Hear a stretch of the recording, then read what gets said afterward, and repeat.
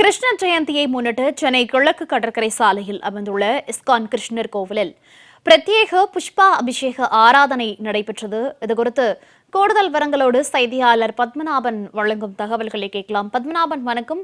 இன்றைக்கு கிருஷ்ண ஜெயந்தி நாடு முழுவதும் கோலாகலமாக கொண்டாடப்பட்டு வரக்கூடிய நிலையில சென்னை கிழக்கு கடற்கரை சாலையில் அமைந்துள்ள இஸ்கான் கிருஷ்ணர் கோவில்ல பக்தர்கள் எவ்வாறு வழிபாடு மேற்கொண்டு வருகிறார்கள்? இந்த கிருஷ்ண ஜெயந்தி விழா தொடர்பான முழு விவரங்கள்.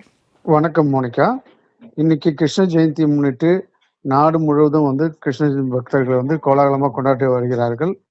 அதே போல தமிழகத்திலையும் பார்த்தீங்கன்னா சிறப்பாக கொண்டாடப்பட வருகிறது. சென்னை கிழக்கு கடற்கரை சாலையில் உள்ள கிருஷ்ண டெம்பிள் ஆலயத்தில் இன்னைக்கு காலை 4:30 மணி முதலே பார்த்தீங்கன்னா சிறப்பு பூஜைகள் மற்றும் ஆராதனைகள் புஷ்பாஞ்சலி நடைபெற்று வருகிறது. சிறப்பு அலங்காரத்தில் கிருஷ்ணர் வழிபட்டு பக்தர்கள் நீண்ட வரிசையில் நின்று வழிபாடு நடைபெற்று வருகிறது. இன்று காலை முதலே கிருஷ்ண ஜெயந்தி முன்னிட்டு இந்த இஸ்கான் டெம்பிளில் பார்த்தீங்கன்னா காலை முதலே தொடர்ந்து பல்வேறு நிகழ்ச்சிகள் நடைபெற்று வருகிறது. இந்த ஆலயத்தில் வருடந்தோறும் சிறப்பான ஏற்பாடுகள் செய்யப்பட்டு இந்த ஆலயத்தில் சிறப்பான வழிபாடுகள் நடைபெற்று வரும்.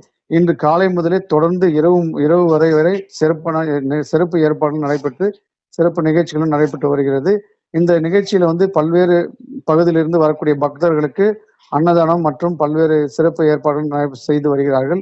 இந்த சிறப்பு பூஜையில கலந்து கொள்வதற்காக பல்வேறு மாநிலத்தை சேர்ந்தவர்களும் பல்வேறு பகுதியிலிருந்து வரக்கூடிய பக்தர்களுக்கு சிறப்பு பிரசாதங்கள்லாம் வழங்கப்பட்டு வருகிறது. வருடந்தோறும் நடைபெறும் இந்த கிருஷ்ண ஜெயந்தி முன்னிட்டு இந்த இஸ்கான் டெம்பிள் நிர்வாகிகள் தொடர்ந்து அவர்களுக்கு சிறப்பான ஏற்பாடுலாம் செய்யப்பட்டு வருகிறது.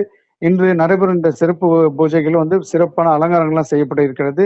இந்த கோயிலில் நடைபெறும் இந்த பக்தர்களுக்கு தொடர்ந்து காலை முதலே தொடர்ந்து அன்னதானமும் வழங்கப்பட்டு வருகிறது. இந்த நீண்ட நேரம் வரிசையில் நின்று பக்தர்கள் இந்த கிருஷ்ண ஜெயந்தி சிறப்பாக கொண்டாடப்படுகிறார்கள். தகவல்களுக்கு நன்றி பத்மநாபன்.